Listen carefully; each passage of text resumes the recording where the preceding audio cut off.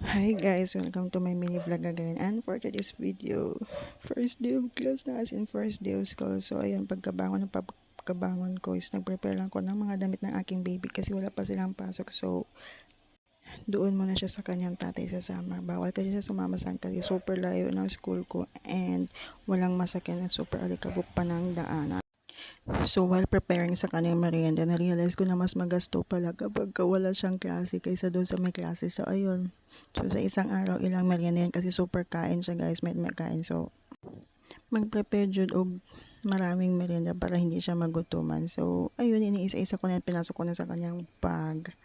At naglagay na din ako ng mga towel kasi pawisin siya. And syempre inayos nga din yung aking bag. Naglagay na din ako ng water kasi super init ng panahon na hindi ko talaga kinakaya ang panahon. At ayun nga, nag-hits na din ako ng merienda sa aking baby para syempre tipid-tipid ang first. So, naligo na lang din ako and pati yung baby ko niliguan na lang din siya at lagay lang ng sunscreen kasi super init ng panahon guys. And nag-get ready with me na din ako dyan guys with all the lotion. Basta lahat ng pampagana ginawa at saka mga ritual tuwing umaga. Kasi inisip ko baka malit na naman ako, wala na akong masakyan. Kung dati ay tanghali na kami gigising guys, ngayon alas 5 pa lang, alas 4 gising na kami and kailangan mag-ayos kasi kailangan kong mag-aga para may masakyan ako at makamura.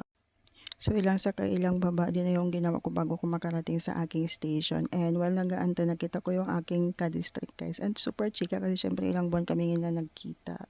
And nung papunta na kami ng school, nakita ko yung daanan. Super ang daming alikabok kasi yung inaayos na daanan, hindi pa siya naaayos. So, ayun, tinabakan lang nila ng graba na super alikabok kasi walang ulan.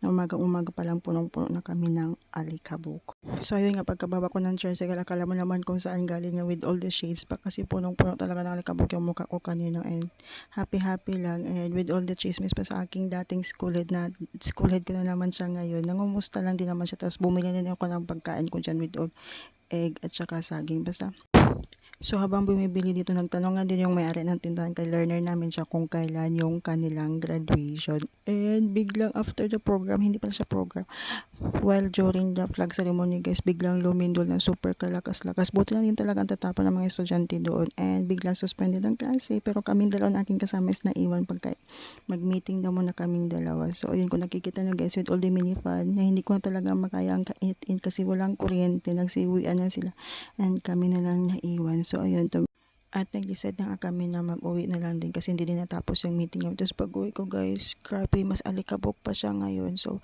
nung pauwi na ako, bumili na ako ng ulam at dumiretso na din ako sa bahay kasi hindi ko na kaya maglaag-lag pa super in. So, yun lang, bye!